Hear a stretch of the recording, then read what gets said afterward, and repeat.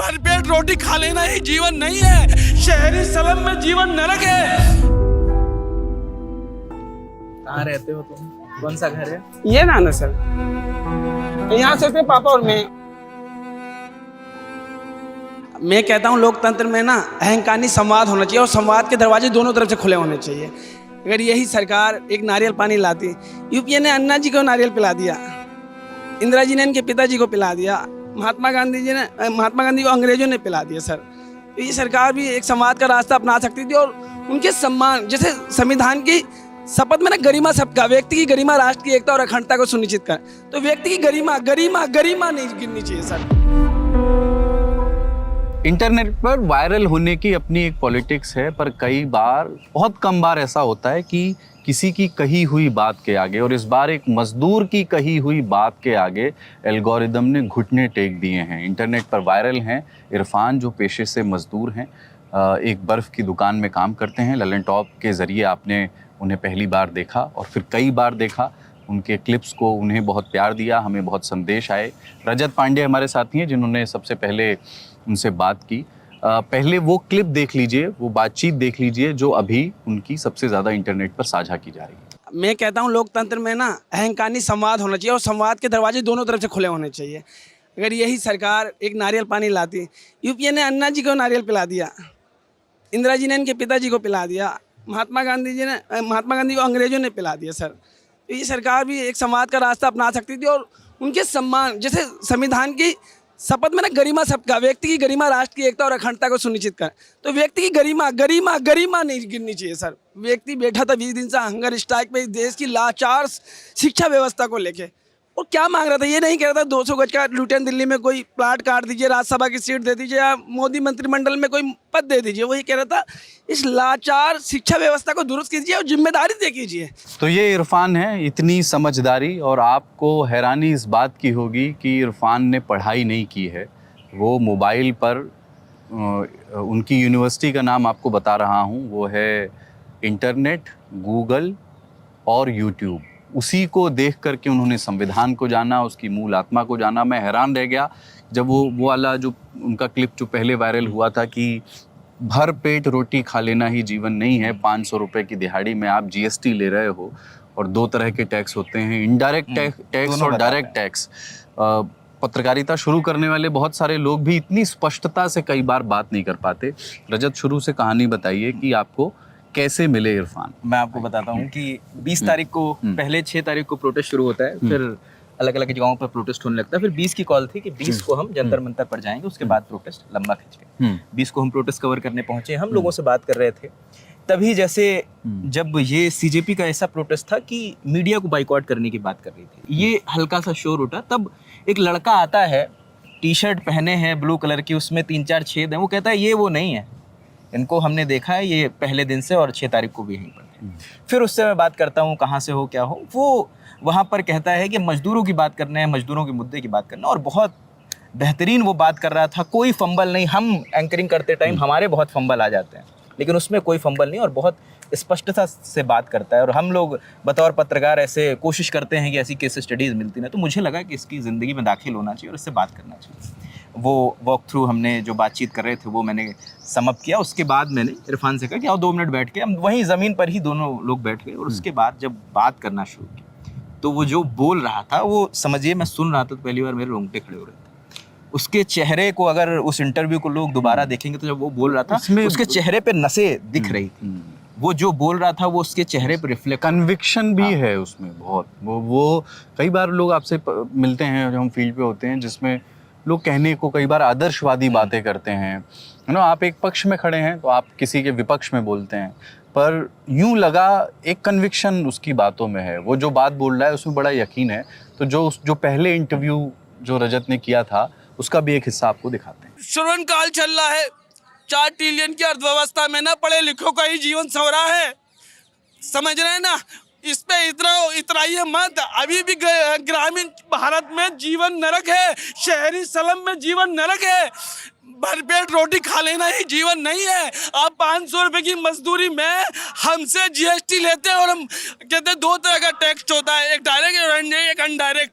जब हम 500 रुपए की मजदूरी करके आते, नमक लेते, तेल लेते, उसमें हम जीएसटी देते हैं। कुछ लोग कहते हैं कि हम टैक्स पे के पैसे पे पढ़ रहे हैं, हम किसी के पैसे पे नहीं पढ़ रहे, हम इस देश के कार्यदाता हैं, लेकिन सिस्टम के सताए हुए हैं।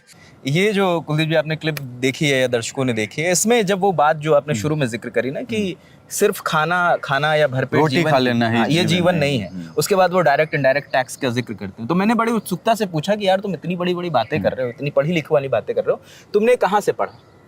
तो ये जवाब सुन के बड़ी आपको हैरानी होगी कि इरफान कहते हैं हम कभी स्कूल नहीं गए, 1-2 दिन स्कूल गए हैं और ये सब हमने गूगल से सीखा है और यूट्यूब से सीखा है। और बाकायदा उसने फ़ोन निकाल के दिखाया अपनी सर्च हिस्ट्री में। तो सर्च हिस्ट्री में ये सारी बातें थी कि जंतर मंतर पर कौन आने वाला है, अभिजीत दीपके कौन है, ये बाकायदा उसके सर्च हिस्ट्री में था।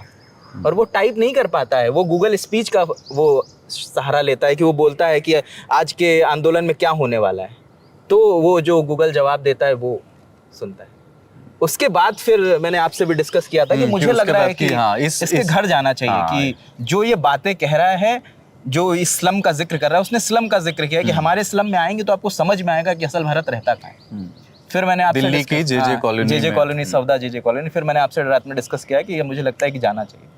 फिर जब आपने प्रूफ किया तो फिर मैं जब जेजे कॉलोनी पहुंचा हूँ, जेजे कॉलोनी में क्या सवदा बस्ती पड़ती है वहाँ जेजे कॉलोनी। तब जब वहाँ आप जाएंगे तो सोचिए कि मैं गाड़ी से निकला हूँ और नाम इरफान है, लेकिन उसने मेरा स्वागत इस तरह से किया कि भैया राधे कृष्ण।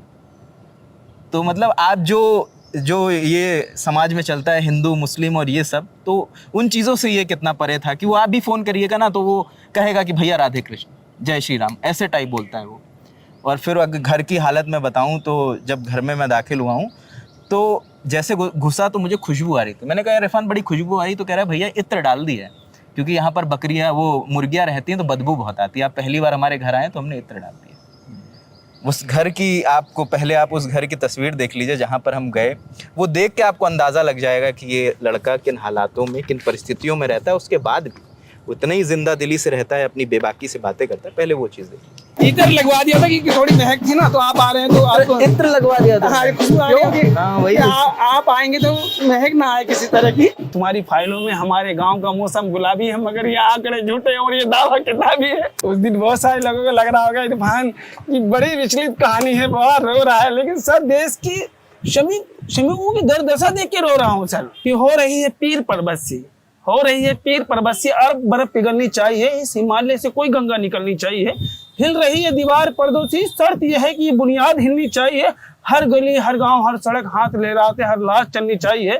मेरा मकसद हंगामा खड़ा करना नहीं, मेरी पूरी कोशिश है कि इसकी सूरत बदलनी चाहिए। मेरे सीने में नहीं तेरे सीने में सही हो आग कहीं भी, लेकिन ये आग जलनी चाहिए।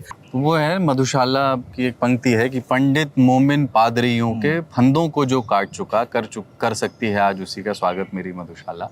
पर ये ऐसे किसी भी धर्म के जो संकीर्ण रास्ते हैं उनको कोई भी व्यक्ति तोड़ करके उससे आगे बढ़ करके बात कर रहा है और संविधान सम्मत बात कर रहा है। और एक ऐसा व्यक्ति जिसने बिना स्कूल गए वो पढ़ाई की है, मतलब उसको वो आप कह रहे हैं कि टाइप भी नहीं करता है, बोलता है, तो देख करके सुखद एहसास होता है। पर उसमें मुझे ज़्यादा जो रिमार्केबल बात ये लगी कि जब हम उसके घर गए तो उसने ये इंश्योर किया कि ये कहानी इरफान नाम के एक व्यक्ति के इर्द गिर्द और उसका वो घर जिसको बाहर वाले घर क्या झुग्गी कहेंगे उसके इर्द गिर्द सीमित ना रहे, उसके इलाके की सबसे महत्वपूर्ण समस्या भी इसी बहाने ललन टॉप दर्ज कर ले। तो उसने रजत से ये कहा कि आप जो है हमारे यहाँ नशे की समस्या दिखाइए कि इस बस्ती में कितने लोग नशे करते हैं। वो बाकायदा मुझे लेकर गया, उसने पूरी बस्ती घुमाई, लोगों से मिलवाया मुझे। वो जिन बातों को पहले इंटरव्यू में बोल रहा था उसकी हकीकत उसने दर्ज कराई जाके, उसने पूरे मोहल्ले में घुमाया, लोगों से मिलवाया। एक अम्मा जा रही थी तो अम्मा से पूछवाता है वो इंटरव्यू में, वो है कि अम्मा तुमको तो 6,000 रुपये मिलता है ना, तुम्हारे घर में कितने लोग हैं, किराए पर रहती हो ना। तो मतलब वो ये कहने का मतलब था कि भैया जो मैं बोल रहा हूँ वो मैं झूठ नहीं बोल रहा हूँ, मैंने आंखों देखी है, मैंने झेली, इसलिए मैं बोल रहा हूँ। तो वो नशे पर जो बातचीत हुई वो एक झलक उसकी भी देख लीजिए। कॉलोनी के ना 100 में से 40 लड़के मारे गए स्नेक में, 100 में से 40 लड़के। हर घर में मातम है, अगर इकट्ठा कर देंगे तो उनके आंसू में डूब जाएंगे सर, आप इतना रोने लगेंगी।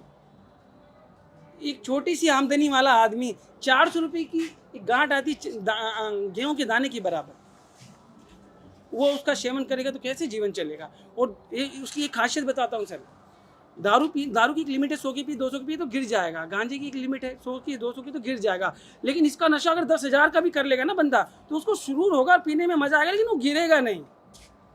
ये अनलिमिट है, यानी एक सागर है, जितना गहराई में जाएगा वो बोलेगा और जाऊं और जाऊं और जाऊं। इसीलिए नशा इतना बुरा है। आपके मोहल्ले में पीते हैं लोग स्मैक? हाँ, घर के बर्तन बेच देते हैं अंकल। घर के बर्तन बेच के स्मैक पीते हैं? हाँ, घर के बर्तन कुछ चोरियां कर लेते हैं, स्कूलों में घुस जाते हैं, कभी तो चोरियां करके स्मैक पीते हैं वो लोग। सही कह रहे हैं ये? हाँ सही कह लोगों ने देखा है ऐसे लोगों को? रहे हैं। हाँ बहुत अच्छा, वहाँ अभी भी मिल जाएंगे, अभी यहाँ जाओगे तो यहाँ आपको रोड पे ही मिल जाएंगे बहुत सारे। एक चीज मैं और बताऊं कि जब मैं इरफान के घर गया तो उस दौरान उसने कई कविताएं पढ़ के सुनाई, तो मैंने कहा कि यार तुम चलो सवाल जवाब तो बता देते हो, गूगल पूछ लेता है, कविताएं तुम्हें कहाँ से आती? तो कहता है कि मैं तब तक यूट्यूब पे कविताएं सुनता रहता हूँ जब तक मुझे याद नहीं हो जाती। एक ही कविता हाँ, कई बार उसने सुनी है कविताएं, फिर वो और उसकी कविता सुनिए कि बड़े बड़े कवि उतनी स्पष्टता से नहीं पढ़ते होंगे जितनी स्पष्टता और डेडिकेशन से वो पढ़ता है। वो जैसे उसको फील कर रहा है, वो उसके हाथ हैंड मूवमेंट्स, उसका चेहरा, उसकी भाव भंगिमा वो दर्शाती हैं कि वो उस कविता को समझता है। बाकायदा वो राम पे कविता पढ़ता है, वो गांधी पे बात करता है, वो अम्बेडकर का जिक्र करके उन बातों को बताता है। तो ये हम उसके घर गए, उसके इलाके की समस्या, नशे की समस्या। फिर तीसरी मुलाकात कब हुई? तीसरी मुलाकात मेरी तब हुई जब 20 तारीख को लाठीचार्ज हो जाता है और जंतर मंतर वाला मंतर पर उसके आसपास के उसके आसपास जब लाठीचार्ज होता है और जब 25 को जब ये फैसला आता है कि धर्मेंद्र प्रधान ने अपना इस्तीफा दे दिया, उसके बाद मैंने इरफान को फ़ोन किया। मैंने कहा कहाँ हो तुम? तो कहता है भैया बस मंच के पास है। हमने कहा बाहर आ जाओ। तो वो बाहर इंतज़ार ही कर रहा था और जब मैं पहुंचा तो मैंने पूछा कैसा रहा? कहीं भैया बहुत खुश हैं, जीत हो गई हम सबकी। हमने कहा 20 को क्या हुआ था? तो बताता अरे बहुत मारा मगर कोई बात नहीं, हम जीत गए। उसको इतनी बुरी 20 मार्च को उसे इरफान को भी लाठियां पूरी तरह से उसको मारा गया था। उसने ऑन कैमरा ये बताया कि पुलिस वालों ने उसका सर पैरों में फंसा लिया और उसको फिर कोनियों से मारा है। उसके पैर के नाखून फटे थे, वहाँ पर उसने बैंडेज लगा रखा था। उसके चप्पल उसी प्रोटेस्ट में, उसी लाठीचार्ज में खो गए, वो नंगे पाँव था। 20 तारीख को इस सरकार ने जुल्मी तरीके से अहंकारी व्यवस्था ने लोकतंत्र को कुचलने की कोशिश करी। मेरे सर को नहीं, यहाँ पे सर सिविल में अपनी टांगों में फंसा के मेरे कूनियाँ मारी गई थी सर। मैं जब भागा तो मेरे पैर की उंगली का नखून उखड़ गया। लेकिन हम आपकी मार से डरने वाले नहीं। दुख इस बात का था कि पुलिस प्रोफेशनल होती है। पुलिस प्रोफेशनल होती है जब पता है कि क्राउड लाखों की है और बड़ी संख्या में महिलाएं और बच्चे भी हैं, तो पुलिस की जिम्मेदारी है कि वो क्राउड को कैसे हैंडल करे, उसको प्रॉपर इसकी ट्रेनिंग मिलती है। लेकिन जिस तरीके से महिलाओं के साथ बदतमीजी हुई, जो कहते थे बेटी बचाओ बेटी पढ़ाओ, उन्हीं पे ये आरोप है कि उन्होंने बेटियों की इज्जत दिल्ली की सड़कों पे तार कर दी। बहुत सारे लोगों को गंभीर चोटें आई। लेकिन एक बात खुशी की इस बात की है कि अभिजीत दीपके ने बताया कि किसी पे भी लीगल कार्रवाई नहीं होगी। इस बात के लिए सर बहुत बहुत खुशी है कि आंदोलन के बाद या आंदोलन से पहले हुई किसी घटना को लेकर दिल्ली पुलिस किसी पे कोई कार्रवाई नहीं करेगी, क्योंकि सरकार का ये रवैया जो था उन्होंने वो करके देख लिया। शायद वो सोच रहे थे इस तरीके से इस आवाज़ को और आंदोलन को दबा दिया जाता, लेकिन तमाम जिंदा दिल लोगों ने, भारत के तमाम प्रत्येक नागरिक ने ये कहा कि हम यूनिटी और इक्वालिटी पे विश्वास करते हैं, एकता पे। और मैं आपके माध्यम से कहना चाहता हूँ कि आप बढ़ जाएंगे धर्म और जाति और समुदाय में तो हिटलर शाही जन्म लेगी। अब बतौर एक भारतीय के रूप में आप जब यूनिटी में, एकता में रहेंगे तो अधिकार मिलेंगे आपको। आपके अधिकार से कोई आपको वंचित नहीं कर सकता। ये तस्वीर थी, लेकिन आप उसमें कहीं भी आपको उसको परेशानी में आप नहीं देखेंगे। इतनी मार खाने के बाद, इतनी प्रताड़ना झेलने के बाद वो खुश था कि अब हम घर जाएंगे, हम जीत गए। तो ये मुझे लगता है कि इरफान की कहानी में अगर कोई सबसे अहम बात है तो वो उसकी जिंदा दिली है। वो परेशान है, घर में दिक्कतें हैं, उसकी बहन की शादी टूट गई थी क्योंकि उनके पास दहेज देने के पैसे नहीं थे। क्योंकि मैं घर गया तो उनकी माँ से भी मुलाकात हुई, उनकी बहन से भी मुलाकात हुई। और अभी जब मैं ऑफिस आ रहा था तो अब क्या हुआ कि वीडियो वायरल हो गई तो तमाम लोग नंबर मांग के उसके घर जा रहे हैं, उसको फ़ोन करके बोल रहे हैं। अभी भी आपको मैंने वॉइस नोट जो शेयर किया है तो वो वॉइस नोट में कह रहा है कि भैया आपने किसी को नंबर दिया था, उन्होंने 6,000 रुपये दे दिया, हम उनको मना कर रहे थे लेकिन उन्होंने भेज दिया। मतलब जो भी समझिए कि कोई इंसान कितना मासूम हो सकता है कि जो जो उसके पास पैसा आ रहा है या मदद आ रही है वो तुरंत फोन बता भी रहा है हाँ। लगे हाथ की, आपको बस जानकारी में रहे कि आपको पता हो कि हम मांग नहीं रहे थे, हम मना भी कर रहे थे कि हमें मदद नहीं चाहिए। तो ये मुझे लगता है कि इरफान की कहानी, और ये मेरी कोशिश रहती थी, और लल्लन टॉप मैं बहुत शुक्रगुजार हूँ इस संस्थान का कि ये हमें ऐसे मौके देता है कि हम ऐसी कहानियों से रूबरू हो सकें और उन्हें कैमरे पे और पर्दों पर दर्ज करके आप तक लेकर आते रहें। तो ये एक हमारी और स्टोरी रही। महत्वपूर्ण बात ये कि आंदोलन में क्यों जाते थे इरफान या मंच पर इस तरह के प्रदर्शन में, तो रजत के जरिए जब उनसे बात हुई तो ये मालूम हुआ कि मकसद ये होता था कि मजदूर वर्ग की कोई बात नहीं करता है, जो वर्किंग क्लास है हमारा उसकी कोई बात नहीं करता है, तो ऐसे प्रोटेस्ट में जाकर के मैं उनकी बात उठाऊंगा। और जो पहला वीडियो था उसमें कमोबेश उनकी वही बात कही थी उन्होंने कि मजदूर की बात मैं करने आया हूँ, क्योंकि वो बर्फ की एक दुकान पर काम करते हैं, पहले रेडी लगाते थे। मैं बता दूं कुलदीप जी कि वो बर्फ की दुकान क्या है, वो उसके वो खुद उसी की है। अच्छा। मतलब वो जो झोपड़ी हमने आपको शुरुआत में दिखाई उसमें इरफान और उसके पिता रहते हैं, और उसके बाहर रोड से सटी हुई है, रोड पे ही किनारे वो बर्फ लगाते हैं, वो एक तिरपाल बिछा लेते हैं और वहां पर बर्फ आती है, बर्फ दिन भर बेचते हैं।